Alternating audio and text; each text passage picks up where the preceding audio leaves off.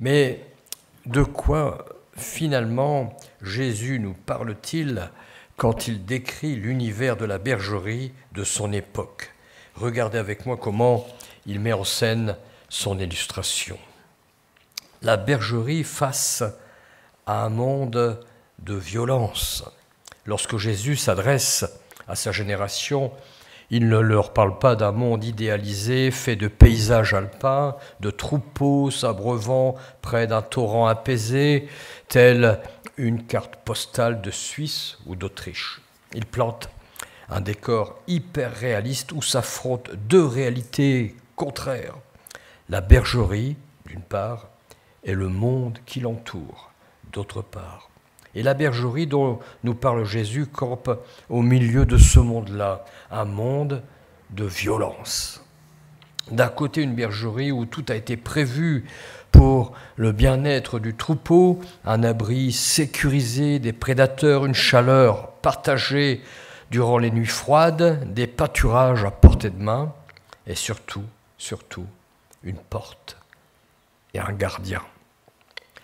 Chers amis, si seulement le monde dans lequel nous vivons pouvait se résumer à cela, une bergerie, une porte et un gardien.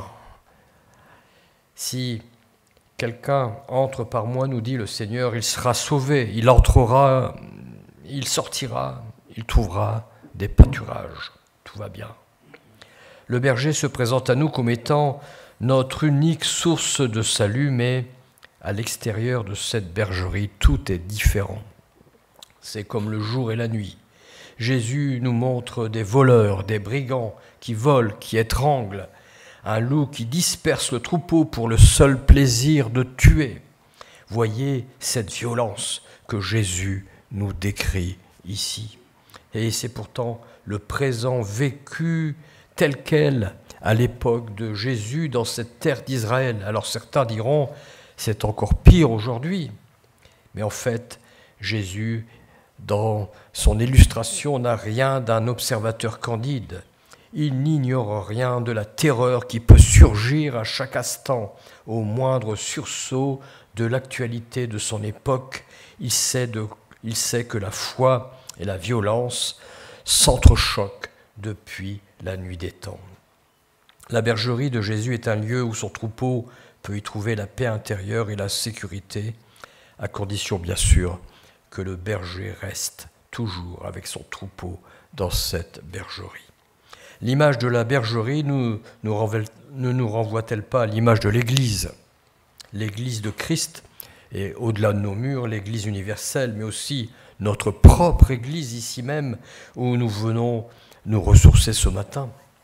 La bergerie de Jésus dans les évangiles se veut être un lieu de vie, de douceur, un endroit chaleureux où chacun, le troupeau comme le berger, viennent puiser leur force. Un lieu, chers frères et sœurs, où notre foi personnelle nous conduit forcément dans une relation de proximité avec notre Seigneur. C'est Jésus, c'est lui, notre berger. Nous ne pouvons pas continuer ce message sans lire ensemble le psaume 23. « L'Éternel est mon berger, je ne manquerai de rien. Il me fait reposer dans de verts pâturages, il me dirige près des eaux paisibles, il restaure mon âme, il me conduit dans les sentiers de la justice à cause de son nom. Et quand je marche dans la vallée de l'ombre de la mort, je ne crains aucun mal, car tu es avec moi. Ta houlette et ton bâton me rassurent. Tu dresses devant moi une table en face de mes adversaires. Tu oins d'huile ma tête et ma coupe déborde. Oui, le bonheur et la grâce m'accompagneront tous les jours de ma vie. » Et le dernier verset du psaume, « Et j'habiterai dans la maison de l'Éternel jusqu'à la fin de mes jours. » La maison de l'Éternel, justement, ce lieu propice où nous venons rencontrer Dieu, l'Église. Et notre Église, eh bien, c'est en quelque sorte notre bergerie. Jésus, le chef de l'Église, se tient à la porte de notre Église et nous rend les bénéficiaires de la grâce de Dieu. Et quand nous ne sommes pas dans la maison de Dieu, c'est alors le Saint-Esprit de Dieu qui vient matin après matin à notre rencontre, rendre témoignage à notre esprit que nous sommes vraiment des enfants de Dieu. J'ai envie de dire qu'elle est belle, cette église, où je peux rencontrer le berger qui se tient à l'entrée pour m'accueillir dimanche après dimanche. Quelle est belle notre église quand vient l'instant d'y rencontrer notre berger. Mais le monde dans lequel nous vivons, dans lequel nous évoluons, nous montre plutôt son goût pour la violence, je l'ai dit. À tous les étages, nous réalisons la violence qui respire autour de nous, des attentats du 11 septembre aux paroles acerbes d'un voisin de palier. La violence nous offre un spectacle qui jure avec l'ambiance de la bergerie. Et jusque dans nos petites vies, nous percevons l'écho des ondes de cette violence si proche. Arrêtons-nous juste quelques instants pour ne regarder qu'à cette année passée, ces derniers mois, que de violences vécues ou subies pour nombre d'hommes, de femmes et d'enfants, de chrétiens persécutés aussi, ne l'oublions pas. Et que ce soit en Europe de l'Est, en Ukraine, en Afrique, en Asie, à Taïwan, en Inde, au Pakistan depuis quelque temps, au Moyen-Orient bien sûr. Partout dans le monde, nous traversons des crises majeures qui portent toutes les racines de la violence. Mais d'autres combats se jouent autour de cette bergerie dont parle Jésus. Ce sont des combats de proximité cette fois. Jésus nous explique que pendant que des voleurs et des tueurs rôdent, le loup disperse pour mieux tuer. Il nous faut, nous aussi parfois, faire face à ces combats de proximité dans nos familles, peut-être, dans les relations avec nos enfants, dans nos vies personnelles, dans nos vies intérieures, parfois au sein même du couple. J'ai envie de dire, vite, vite, il nous faut retrouver l'entrée de cette bergerie où se tient Jésus, notre berger, celui qui nous fait entrer dans sa paix. Mon deuxième point, c'est Jésus nous redit trois choses. Au verset 9, il nous dit d'abord « Je suis la porte, si quelqu'un entre par moi, il sera sauvé. » Comment Jésus ferait-il aujourd'hui pour nous faire comprendre qu'il est la porte ? Quelle image plus actuelle de la bergerie utiliserait-il pour illustrer le verset 29 « Si quelqu'un entre par moi, il sera sauvé » ? Peut-être que Jésus pourrait nous dire, pour s'adresser à la génération Z, qu'il est le portique de l'aéroport par lequel il nous faut passer pour aller au ciel. Ah, c'est pas mal ça. Ça nous parle. Vous savez que les pilotes d'avion ont depuis longtemps adopté le terme du berger comme étant leur sauveur. Ça, je l'ai découvert évidemment dans l'armée de l'air. Le berger, c'est l'avion chargé de guider un appareil en détresse, privé de moyens de navigation. On l'appelle le berger. Et cette appellation du berger a été reprise dans un livre devenu célèbre qui justement s'intitule « Le berger », qui a été écrit par Frédéric Forsyth. Le 24 décembre, je vous raconte, le 24 décembre 57, le soir de Noël, un jeune pilote traverse la mer du Nord pour rentrer chez lui au Royaume-Uni. Il fait une nuit noire au milieu d'une mer déserte, sans aucune clarté de la lune. Et quand une panne survient subitement, plus de lumière, plus de radio, le blackout complet. Et si le moteur fonctionne encore, il n'a aucun moyen d'utiliser ses instruments de navigation, pas même une lampe de poche. Il ne voit rien ni au dehors ni au dedans, aucun repère dans la nuit noire alors que le carburant s'épuise vite. Il faut trouver une solution. Comment trouver son chemin au milieu de nulle part sans pouvoir contrôler même son altitude au risque de percuter les eaux glacées de la mer du Nord ? Et c'est alors que surgit un bimoteur venu de nulle part L'aviateur, derrière ses lunettes rondes et sous son casque en cuir, lui fait signe de le suivre. Et déjà, c'est un miracle. Et très vite, ils atteignent ensemble une sorte de piste balisée avec quelques feux allumés. Le pilote en détresse atterrit avant que le moteur ne s'étouffe. Il n'a plus de carburant déjà. Et l'autre pilote, le berger, quand elle lui déjà disparu. Cette nuit-là, chers amis, cette nuit-là, ce soir de Noël, ce pilote, ce jeune homme, aura eu pour lui le berger providentiel. Au verset 11, Jésus nous l'affirme, « Je suis le bon berger ». Il l'affirme plusieurs fois, « Je suis la porte. Si quelqu'un entre par moi, il sera sauvé. Il entrera, il sortira, il trouvera des pâturages. » Jésus ne se contente pas de rester dans la bergerie. Il vient nous chercher là où nous sommes perdus. Il nous conduit quand nous nous égarons loin de sa présence, dans le noir absolu d'une nuit sans espoir, privés de boussole et d'énergie. Et en nous rappelant qu'il est la porte de la bergerie, Jésus veut aussi nous rappeler qu'il est celui par qui nous accédons au Père. Ici, la bergerie symbolise également le royaume de Dieu. Dans l'évangile de Jean, chapitre 14, verset 6, nous connaissons ce verset par cœur. « Je suis le chemin, la vérité, la vie. Nul ne vient au Père que par moi. » Au verset 10, la seconde chose que Jésus nous explique, c'est « Moi je suis venu afin que les brebis aient la vie et qu'elles soient dans l'abondance. » Vous savez, depuis trop longtemps, je trouve, quelques églises ont pu laisser penser que le rôle de Jésus se limitait au gardien de la bergerie. Et s'il est celui qui garde et protège son Église, eh bien le rôle de Jésus ne s'arrête pas là. Jésus n'est pas seulement la porte, il nous dit aussi qu'il prend soin de nous, de vous, de moi, pour que nous ayons la vie en abondance. Et c'est cela qui change tout.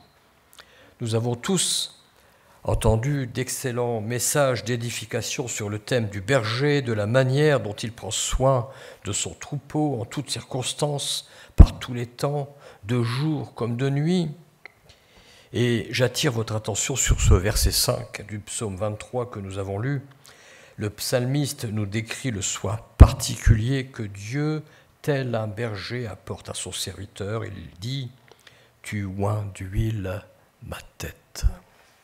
On peut s'interroger sur cette image de l'huile sur la tête du psalmiste. Oindre la tête avec de l'huile, qu'est-ce que ça peut vouloir dire?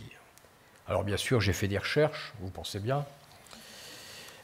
Première chose, c'est de l'huile d'olive. Bon, j'ai vérifié dans mon dictionnaire biblique.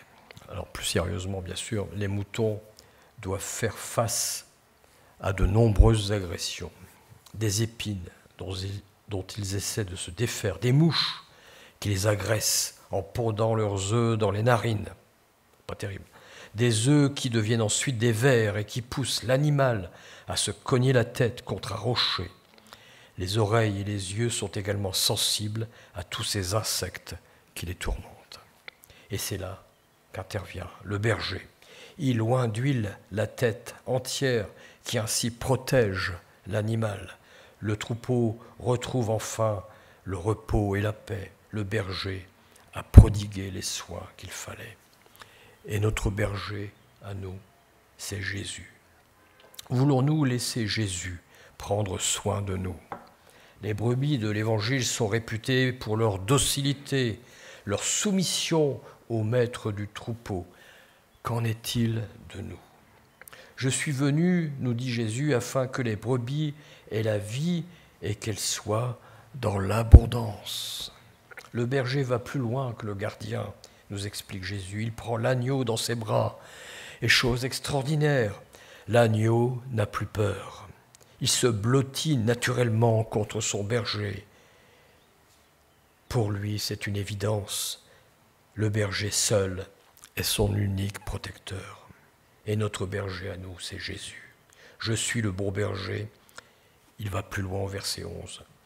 le bon berger donne sa vie pour ses brebis. Alors ces promesses insistantes ne peuvent que résonner dans nos cœurs, car celui qui les prononce n'est pas n'importe qui, c'est Jésus, le Fils de Dieu, notre Sauveur, notre Maître. Il s'affirme ici comme le garant de la sécurité et de la santé du troupeau. C'est lui qui empêche les prédateurs de pénétrer et qui désormais va pouvoir prendre soin de ses protégés. La troisième chose que Jésus nous redit, « Mes brebis entendent ma voix ». Et nous lirons à partir du verset 27, « Mes brebis entendent ma voix, je les connais, elles me suivent, je leur donne la vie éternelle et elles ne périront jamais.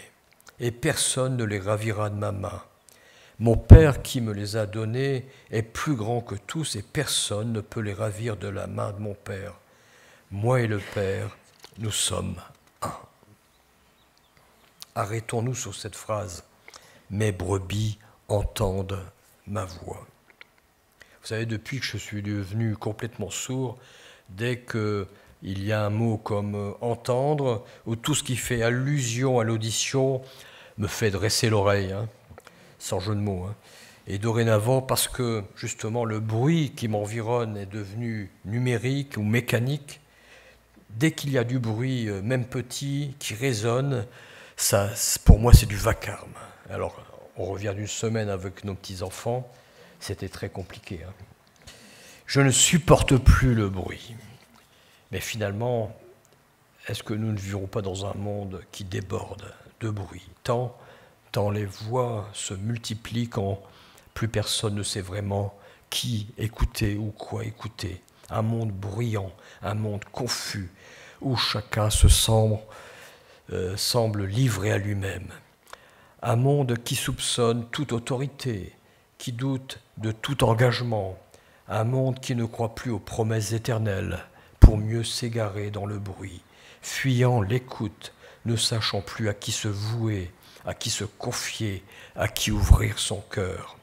Nous sommes exposés, chers amis, à tous les bruits, comme celui-ci, restez les seuls maîtres de votre vie, nous dit cette voix. Ou encore, faites-vous votre propre vérité, ou encore, ne dépendez de personne. Et en fait, pour faire court, ce qu'on veut nous dire est très simple. N'ayez aucun berger. Et jamais pourtant, le cœur de l'homme n'a été aussi inquiet de son avenir, inquiet pour qui il est, face à l'infini, insondable, l'éternité qui se dresse devant lui. Jamais l'homme et la femme, bien évidemment, ne se sont sentis aussi solitaires, aussi fragiles que dans ce monde à ce point individualiste, relativiste et le plus souvent sans espérance. Qui écoute aujourd'hui la voix du berger? Cette voix qui apporte la paix et la consolation, le calme après la tempête, le repos après l'épreuve, le pardon après le péché. Cette voix nous parle encore quand Jésus affirme au verset 27 « Mes brebis entendent ma voix ». C'est une parole ancienne que celle de Jésus, une parole qui résonne avec une force paisible, mais tellement bouleversante que les enfants de Dieu répètent dans leur cœur « Mes brebis entendent ma voix ». Entendons-nous la voix du berger ce matin? Cette image du bon berger traverse toute l'Écriture, depuis les pâturages du futur roi David jusqu'à la croix du berger d'Israël. Dieu se révèle comme celui qui nourrit, protège, console et finit par donner sa vie pour que nous ayons la vie de toute éternité. Mon berger n'est pas un maître dur, il est un berger à la fois doux et puissant, pleinement Dieu et tellement proche de nous, même si notre époque a du mal à écouter sa voix. Alors, chers amis, aujourd'hui, ce matin, nous pouvons ouvrir nos cœurs au berger de l'évangile de Jean, recevoir sa parole comme une parole de vie, nous placer à la porte de la bergerie où se tient Jésus, mais sommes-nous toujours prêts à nous laisser sonder par Jésus, à l'écouter? Sommes-nous disposés à nous abandonner à lui pour qu'il soigne nos blessures, pour qu'il parle à nos cœurs quand il nous faudrait entendre sa voix? Ce matin, nous pouvons prier afin que Jésus reprenne avec nous son rôle de berger, de nous prendre une fois encore dans ses bras. Notre Seigneur Jésus est prêt à nous redire les mots qui apaiseront nos cœurs. Il a déjà entendu nos craintes passées, il connaît nos peurs du lendemain, dit un chant. C'est lui qui nous accueille dans sa paix. Et nous pouvons redire à Jésus, à Dieu, cette prière: l'Éternel est mon berger, je ne manquerai de rien. Il me fait reposer dans de verts pâturages et il me dirige près des eaux paisibles. Que sa parole demeure dans nos cœurs. Prions un instant.